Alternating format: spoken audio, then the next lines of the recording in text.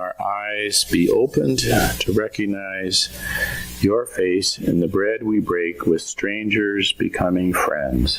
Through Christ our Lord. Amen. In the name of the Father, and of the Son, and of the Holy Spirit. Amen. We began our journey in September by looking at those simple words in the Apostles' Creed. I believe in God, Father Almighty, creator of heaven and earth. So for some 1,500 years, the human community, Christian community, believed that somehow the world that we had came directly from the hands of God in its present state. God who regulated the world by his power, who created these wonderful laws that governed the world, who fashioned us in God's image. And we had along the way this image of God as a creator from outside, much in the same way we build something. We build a fence or build a deck or build a house or something. We do it from the outside, and we are kind of imposing our will on physical materials to bring that creation about. And think about the changes that happened in such a relatively short period of time. Copernicus, with his revolution, that silvery object up there that looked like a shiny disk, when the telescope was invented, to everyone's shock, it appeared to be made of the same substance of the earth. And that's when the first revelation began to descend on people, that the moon was like us. It wasn't a heavenly object. It was just like us. And so were those other things up there. And this discovery that, well, guess what? We were not the center of the universe with everything revolving around us. We were revolving around the sun. 1,500. 1,700. Newton, the laws of gravity. This idea that God doesn't cause all the things in the world to move under his power. They move because they're caused by natural laws that are embedded in creation. Darwin, 1850, that the species that are on the planet, that they've all gone through a process of evolution, and in all likelihood, so have we gone through a process of evolution. Those are stunning changes when you think in a very short period of time, from 1,500, Copernicus, Newton in 1,700, Darwin in 1850. This aspect, the idea that there was a wonderful design that God had fashioned, so admired for centuries, seemed to vanish. God didn't cause things in the world to move. God didn't fashion human beings in one act. It eliminated God from the world of science, and it left science to have center stage. When we realized that the earth was not the center of the universe, gravity caused objects to move, and all the species have come through some evolutionary process. That shook our confidence. Up to that, we had accepted that creation was a fixed reality. So if God didn't create the world as we imagined, is there a way for us to look at how creation came about and see in that process glimmers of God's activity at work? To see how that might happen. So we're going to have a look at this wonderful drawing. So this is from NASA's website, the Big Bang expansion of the universe in NASA. So just to explain how the drawing, of course it's not perfect because it implies there's a world outside that sphere. But the bottom is the sort of the timeline, 13 billion years. So we can kind of track the development of what happened in this process. And basically, science does kind of agree on this process. We're going to look and see are there glimmers in the process of the presence of God at work in the world. Now, as we have a look at this, keep in mind that wonderful description of creation we had in the book of Proverbs, that lovely description of Sophia. When he marked out the foundations of the earth, I was beside him. I was daily his delight. rejoicing before him always, rejoicing in his inhabited world, and delighting in the human race.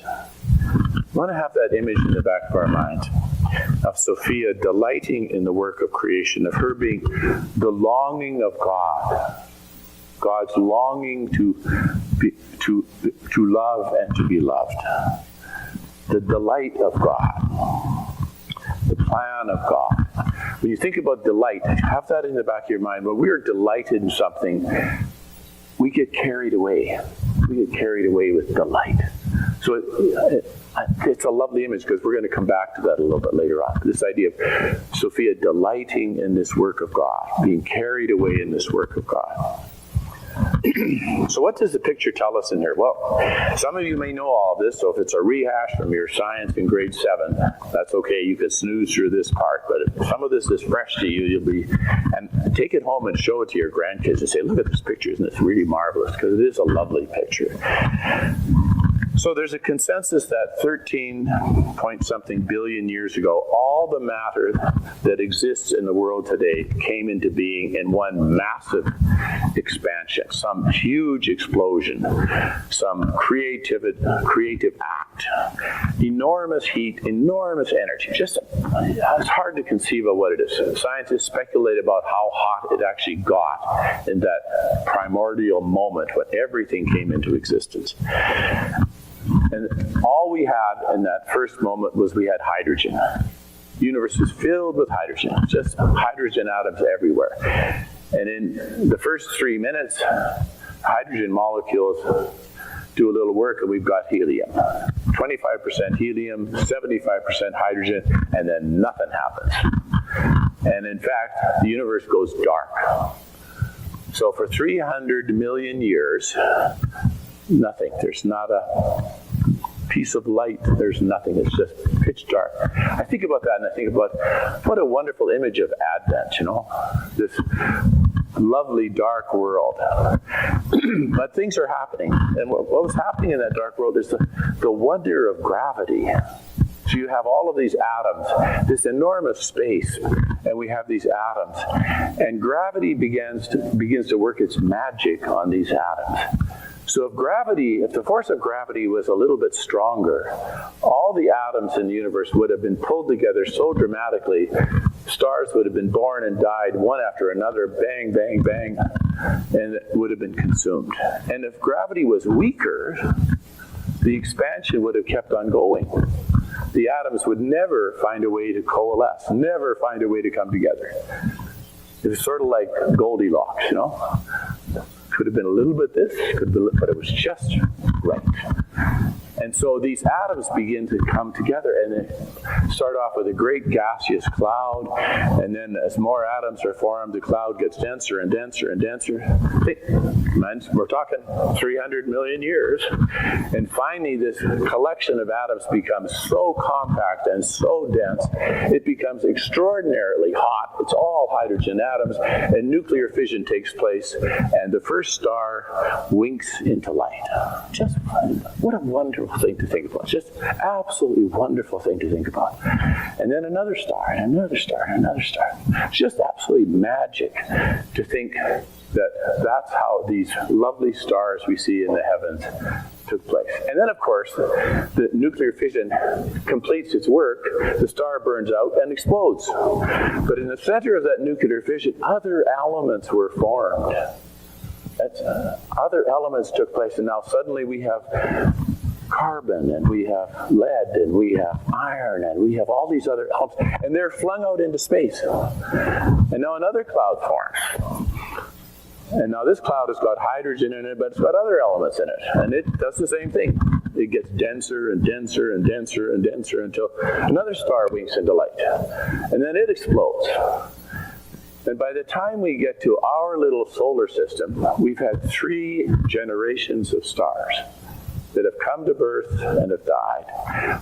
But in their birth and their dying, they have produced 100-fold. Does that sound a little bit familiar? Seed that falls into the ground and dies and produces 100-fold. And now we have other stars, and those stars are made up of other elements. And And then along comes our little planet. I remember looking up at the Milky Way as a kid. You probably have done it too. And thinking, what a wonderful sort of cascade of stars up there that I, in my arrogance, think I'm looking at it. Well, I'm part of the Milky Way. I'm in it, actually. I'm not an observer. I'm actually in the Milky Way. And that's where our solar system finds its birth. So 6 billion years ago, another gaseous cloud in the middle of the Milky Way, it starts to spin and gather atoms and molecules, and it gets tighter and tighter. And finally, 6 billion years ago, our sun winks into light. Wonderful story, no? We should celebrate that. And the other debris that didn't quite make it to the center ends up collecting around in rings around the orbit of the sun. And the third rock from the sun, that's us. We had a satellite. Glory be to God. We had a moon.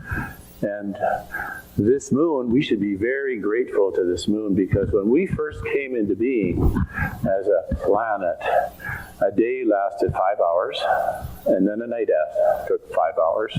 Then you had another day, 5 hours, then a night, 5 hours. Pretty hard to get any decent sleep, pretty hard to grow anything, but that lovely little moon kept acting as a brake on us. Slowing us down, until finally we have day and night. So every time you look at that moon, you say, "Shade that moon. Thank you, moon, for slowing us down and giving us days and nights." It's a wonderful story, you know. And when we started off, we were molten, completely filled with molten energy, filled with all this bubbling, burbling. In fact, the core of the Earth is still molten. But gradually, the surface of the planet began to cool, and we ended up getting continents to form, and we ended up with seas and the continents and oceans. So by the time our sun is 1 billion years old, so it took 1 billion years for that to happen. It's hard, you know, you can look at that map there and say, okay, where are we in the map? 6 billion years ago, we counted backwards. 1, 2, 3, 4, 6. We appeared about there. And by the time we're 1 billion years old, the planet's cooled enough that things are starting to form on the surface of it. And we've got molecules falling into the oceans, rain. And 3 billion years ago, 1, 2, 3 billion years ago, the Earth is covered with bacteria. Green bacteria, purple bacteria, all layers of it. And bacteria is really good at multiplying. You know, you put a block of cheese on the counter, and by heavens, you watch that bacteria take over. It can grow. One of the things about bacteria, though, is it tends to repeat itself. This bacteria forms more of that bacteria, and then more and more and more. It makes the same kind of form. It doesn't do anything different, just multiplies and gets bigger. But 1.5 billion years ago, there's this little magic act happened. So one bacteria consumes another bacteria, ordinarily would digest it. And that would be the end of the journey. But this time, the new bacteria lives inside the old bacteria. It inhabits it without dying. And it exists in there. The new bacteria brings energy into this bacteria. Now we have energy, and we have the beginnings of DNA. And what's born 1.5 billion years ago is the mitochondrial cell. And doctors and nurses and all of you, that's the center cell that's necessary for life. And it all happens because 2 became 1. And you look at that and say, well, I guess it was an accident. No, I don't think it was. I think that's Sophia. I think Sophia's saying, how do we make more? How do we turn this creative process into more? How can we get this cell to accept this cell and not just eat it up, but allow this cell to live inside this cell? Amazing miracle. And I think that's Sophia at work in creation saying, then more. Open your heart to be more, and you give yourself more, and let's see what happens. I think that's a kind of a wonderful miracle for us to celebrate. And we can think about the Trinity, we can think about marriage, we can think all these other images that eventually human beings will start to ponder, but they're already at work 1.5 billion years ago when that first cell appears. 1 billion years ago, we're rocketing along here, we finally have cells that have the ability to produce oxygen from the sun and from the energy around them. And we say, what a wonderful gift oxygen is. Well, 1 billion years ago, it wasn't a great gift because the planet is erupting with volcanoes all over the place, and there's all kinds of oxygen lying around. Well, guess what happens? The poor planet burns up. It destroys everything. And then oxygen starts again to accumulate, and the poor planet blows up again and burns everything up again. Till finally a cell emerges in this whole process that can consume oxygen. It's a wonderful story. But think for a moment a little bit about the mystery of the cross. We have the idea of the death coming into the world, and Christ transforms death into life. Well, that happened 1 billion years ago. It happened when oxygen, which was evil for the planet, the worst possible thing that could have happened for the planet Earth, ends up becoming this huge blessing for creatures that can breathe oxygen. Amazing story when you think about it. This transformation from death to life. The story of our planet is a story of emerging complexity. This cell turns into more cells, turns into more complex cells, different realities. None of that happens without stress. And that's the story of our cosmos as well. There's a cruel and wasteful side to evolution. There's so many dead ends. Evolution is punctuated with periods of crisis, instability, and catastrophe. Because along the way, evolution is making use of what's available. And there's limited resources. So not everything works.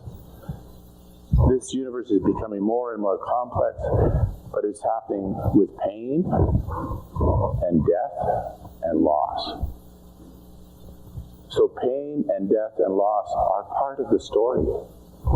They're part of the story of creation. They've been with us all this time, but they didn't make any sense until Christ makes sense of pain and death and loss. But they're part of the story. They've been part of the story all along. We tell the biblical story of genealogy about Abraham begat and all the begats and begats and begats. In some ways, it's kind of a model of creation when you think about it. This cell begat that cell, and that one didn't turn out too good, but that begat that cell, and then mitochondria appears here, and that became that, and begat that. So it's like all the bits and pieces eventually get used, and I love the idea of Sophia encouraging them, try this, try that.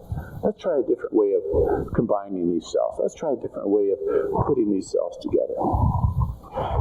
If the universe was created outside by a God who stood outside of creation, there would be no need for this process. Why go through this?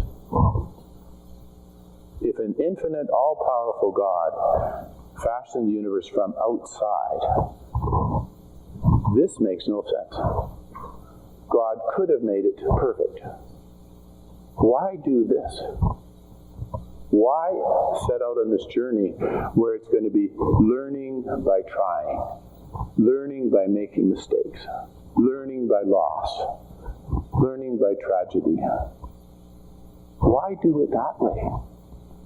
Unless God, Sophia, wants this to be kind of incarnated in the whole experience of creation. Sophia wants creation to know about loss, tragedy, creativity, because that's how we're going to live our life. And it's going to be up to us to deal with loss and tragedy and sharing and learning how to become two out of one. So it's like creation was learning all along from the very beginning how to deal with these huge human realities. That eventually, well, there's no humans at this point, but eventually they're going to be. It's like creation is already absorbing the lessons and learning the lessons and incarnating the lessons in the cellular structure of the universe so that it will be a benefit when someday Johnny appears on the landscape. The lessons are already being taught and being learned by the cosmos. They're already being taught and learned by creation. A creator who wants to reveal themselves to be creative must create a universe that knows how to create, knows how to make use of things, knows how to take simple things and make them better, knows how to make two out of one, knows how to overcome loss, knows how to overcome tragedy. That's the wonderful world that God has created, where creativity is in the cosmos. It's at work in the cosmos. It's not an outside force. So how does that work for us? If we're not going to imagine God as a construction person, sort of fashioning things from the outside, are there some other images that might help us to have a picture of how God creates? And there's two models that I think could be helpful for us. One is the birth of a child. Think about parents, two becoming one. This embryo grows. It has intelligence in the cells. The genes are all present there. But that doesn't determine the final outcome. It still has to come to birth. It still has to live. It still has to grow. It still has to go through experiences. It still has to have challenges. It still has to have accidents. So even though the information is there from the very beginning, it still has to unfold itself. It still has to play itself out. It still has to see, how is this going to turn out? So imagine creation now like that. It's like a child growing, becoming more complex in the womb, everything developing in the womb, and then having all these experiences that are happening to it, that are affecting it, good and bad, dealing with shortfalls, dealing with tragedy, dealing with loss. All of that's happening to this child over 6 billion years, our little life story that finally results in us. So that's one image, a way of imagining how creation could be conceived. Like an embryo growing, organizing herself, progressing from stage to stage, first becoming atoms, then stars, then cells, and then animals. The second way to kind of imagine this creative process is if you think about how an artist creates something. So how an artist creates is they have an idea, I think I will paint this picture, and I have an idea in my mind of what the picture could be like, and how the painting could happen. And so I take my brush in my hand and I dip it in some ink and I put a mark on the canvas. And as soon as I make the first mark, now I say, oh, okay, I think we got to go over here now. So the first mark determines the second mark, and the second mark determines the third mark. So it adjusts, the artist kind of adjusts the work as it goes along, depending on what has happened already. One of the lovely artistic images we might use is, think about someone, a dancer, dancing.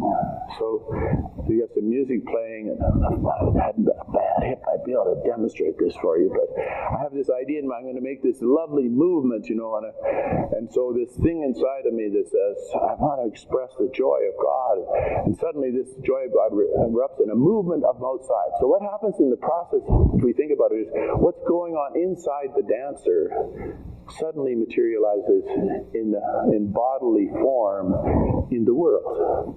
So there's an idea of dance inside, and then eventually the music and what's inside suddenly becomes outside.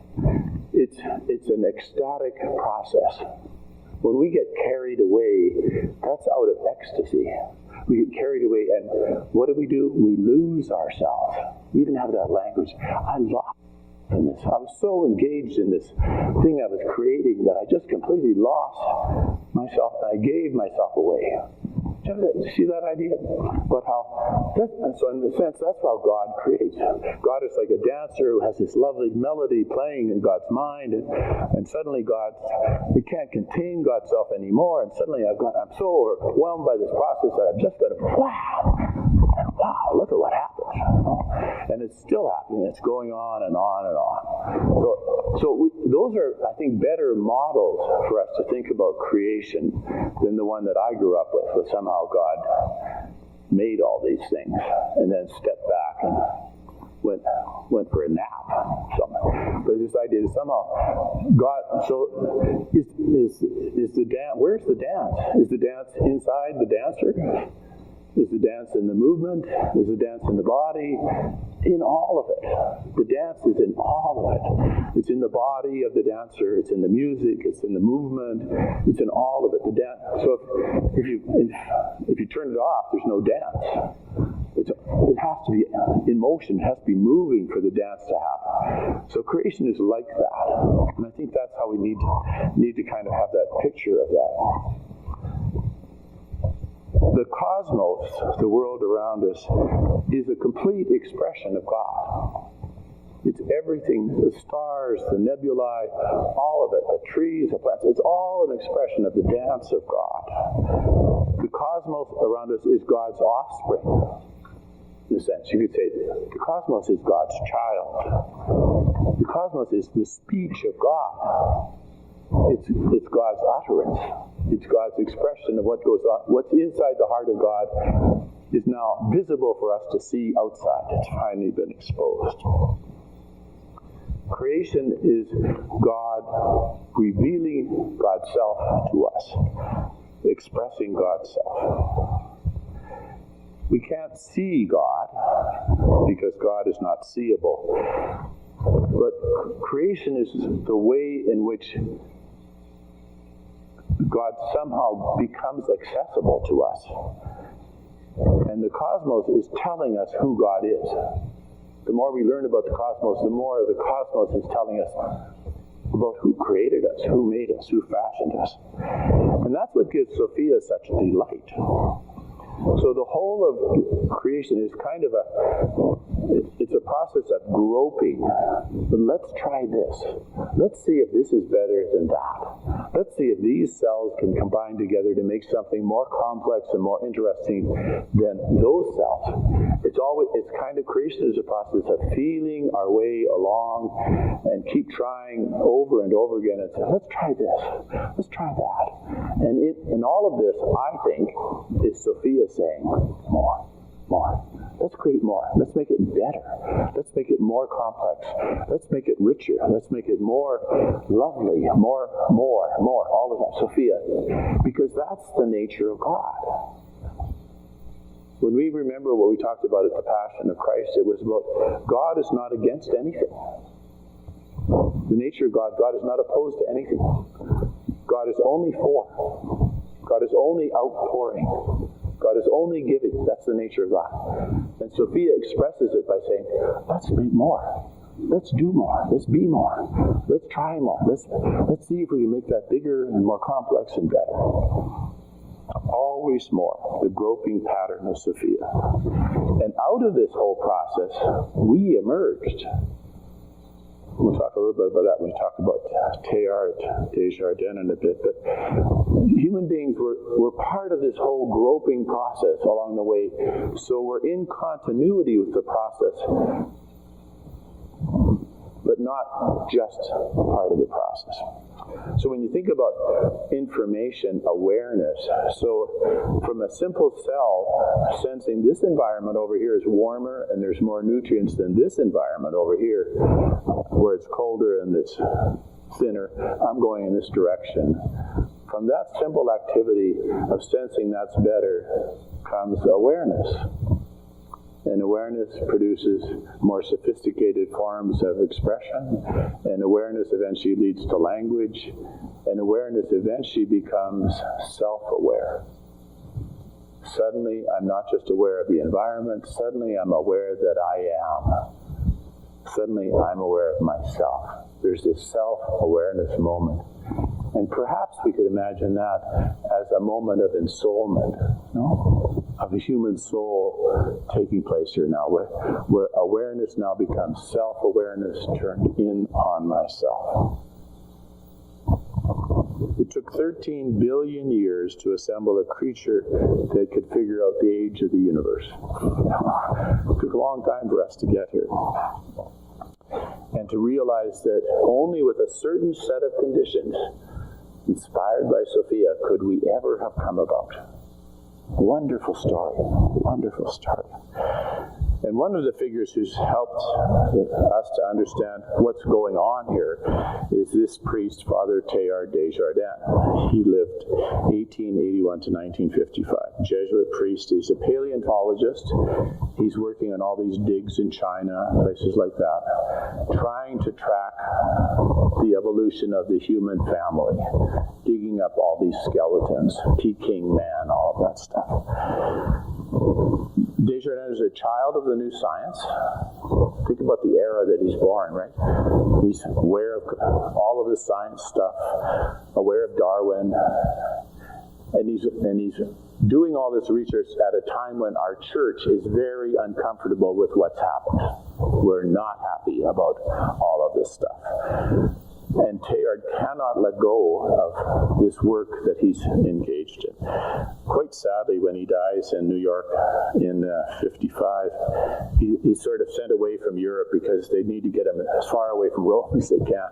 And New York seemed to be the place that seemed to... He dies, and his funeral is sparsely attended in New York. But at that point, now his books get circulated, and people start reading about his books, and it kind of explodes. He was forbidden to teach for a long period of time. We tend to think about evolution as a biological process, basically. That's how I think its evolution shows up in species, in mammals, all of that stuff. What Desjardins kind of sensed is that there really is one evolutionary enterprise going on, and it's not biological, it's the evolution of consciousness. That's what he became aware of. Is this whole process is a process of awareness. And what's evolving in this whole process from simple cells to complex cells to human beings is greater and greater awareness. Aware of the world around us. So awareness is what's evolving. And the final culmination of awareness is suddenly there's a species that is aware of itself, is self-aware.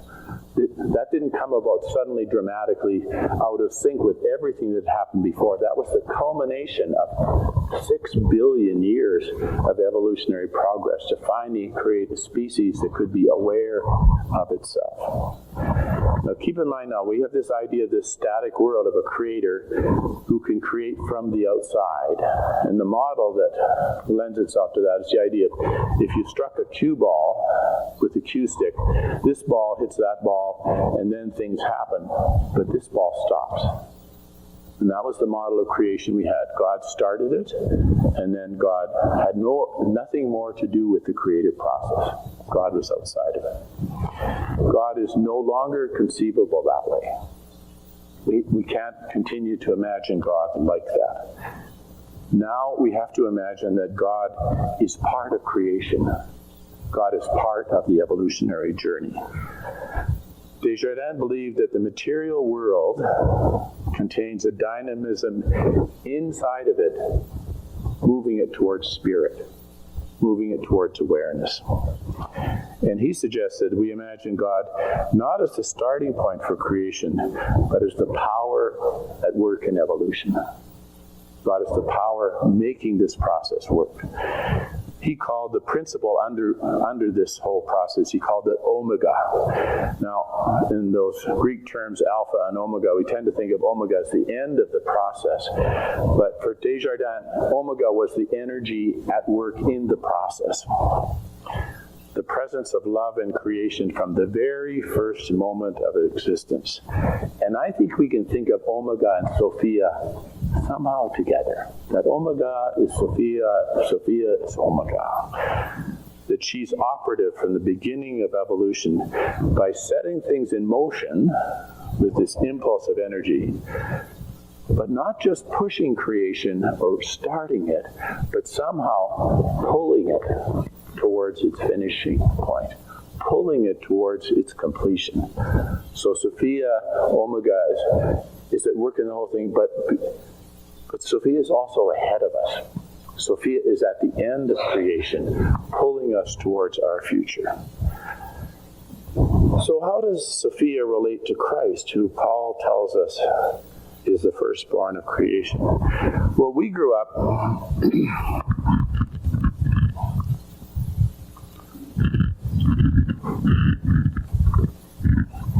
thinking of Christ as having two natures. One was a human nature and one was a divine nature. The human nature of Christ was expressed by his historical existence, and the divine nature of Christ is somehow alive in God and alive in the kingdom which awaits us. In fact, for a very long time, we thought Christ was the last name for Jesus. Jesus Christ. His last name was Christ. And we just jammed those two terms together and forgot that they're not one. Now we know it's not enough to contemplate Christ as only a historical person. We have to meet Christ in the ongoing work of creation, redemption, and salvation of the cosmos. Christ is at work in this world, has been so from the very beginning. Teilhard's faith led him to see Christ as the fullness of the whole evolutionary journey, the omega point where the individual and collective adventure of humanity finds its fulfillment. So in his whole process, he writes these books, and then he gets called to Rome. And what are you trying to do?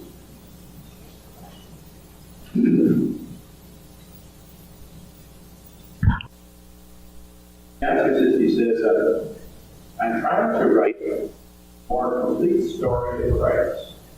A story that includes the full Christ. Because Christ isn't just a divine Savior sent to save people. Christ is a presence in the visible world. A path of salvation for the earth itself. Amazing. And so there said we have to start to think of a third nature. We have divine nature, our human nature, the historical story of Jesus of Nazareth, and we have a cosmic nature. Christ is in creation. He's in the visible world. And it is the solution.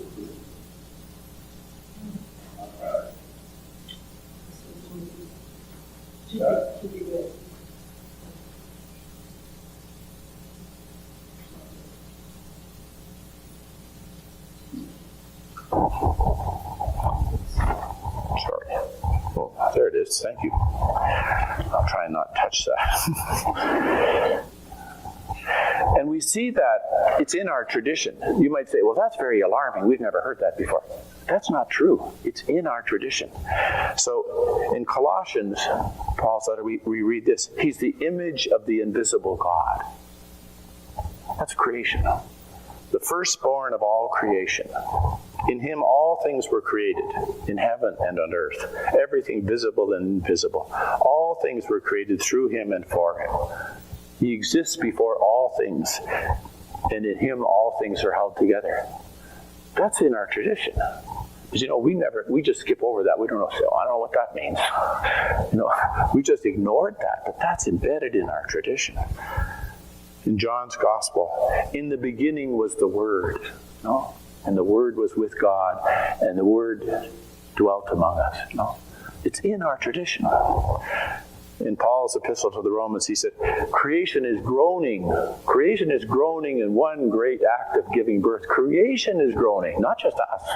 Creation is groaning in one great act of birth. So the mystery of Christ is wider, deeper, and more encompassing than what we can see if all we look at is the historical life of Jesus, which is where we have concentrated all of our energy for all this time.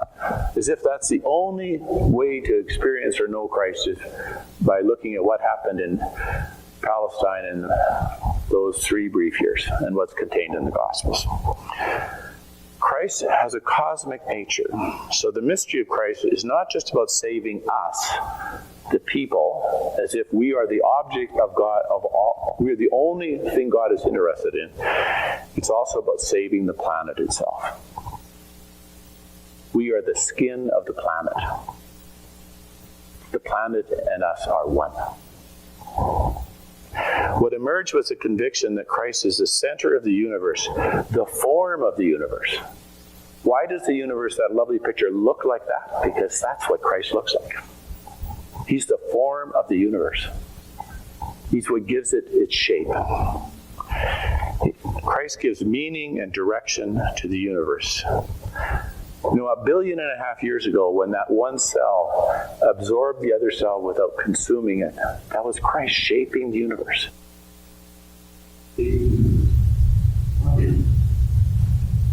Humans are the consciousness, the awareness of the cosmos itself, the cosmic nature. The whole physical world has a spiritual nature that attains its consciousness in Christ. Christ is the center that holds everything together. So one of the ways to imagine it, we could imagine Christ at the beginning, part of this impulse, this huge explosion. And then Christ, Sophia, becoming incarnate in Nazareth. Sophia becoming incarnate in the historical life of Jesus. And then in the resurrection, the cosmic nature of Christ appears again. And Christ is for all creation, not just for human beings, and certainly not just for Christians. He's for everyone, everything. Picture that God Christ present in the whole cosmos. In the 1918 Richter, and that's what they call the soul of the world. Beneath the surface of our experience, he says, we can detect the soul of the world. And he said, true poets have been aware of this soul from the very beginning. They've sensed this soul of the world in creation, in nature. Think about all the beautiful poetry that we read and hear about. That's poets sensing the soul of the world, which is Christ, Sophia, in creation. It's not made up. They're not making stuff up. They're sensing the presence of Christ in the world. The world's soul has provided fuel for human enthusiasm and passion since from the very beginning. And each person, we can imagine ourselves as a kind of mini universe where we're trying to gather the dust of our experience into a whole, to make our whole life make sense, to make our whole life an expression of God's love, bringing all the bits and pieces. And believe me, the bits and pieces include disaster. They include catastrophe. They include loss. Just as the story of creation included all of our individual stories include all the same things. So in a sense, what changes is we can no longer see ourselves as actors on the stage of nature. As if somehow that's just the backdrop of my life. We have to see ourselves now, I'm part of that. And that's part of it. I'm part of this created world, and it's part of it. And there are wonderful implications for this. Big challenges for us in the church to it. Is that in the past, we've only seen Christ as this historical person who eventually expresses himself in the church. And therefore the church contains Christ. And all this other stuff is irrelevant, including other churches, because we possess it all. Because we possess Christ. We have sacraments, we have Christ in the tabernacle, we have Christ, we contain Christ. That's been our approach. This reality says, no, Christ is in creation. Christ is in everybody. He's in everything. person that tries to pray is Christ's prey. Period. Every community of people that come together with a genuine desire to be one with God is Christ at work. Not because we say so, but because Christ is. We're just trying to acknowledge it, recognize it. Christ is the center of the world, not because he's been proclaimed to be the center, but because he animates the whole thing from top to bottom. So creation is no longer a form of garden that we will have temporary advantage from. It's now God's great work, which we have to save by saving ourselves. Our future in creation is tied together. We could imagine the Eucharist, or the world of the giant Eucharist, in which we're feeding each other by our efforts. We are all the body of Christ. We are feeding each other, helping us become more and more aware, helping us become more, which includes more people, more community, bigger reality. We could say that the universe is the original atom, a great body of dust which has become organized by the very breath of God. And it keeps on developing to become more and more complex. This is our home. This is where we discover God. So I included in your little leaflet a piece of writing by Meister. He's a German priest, 1300s.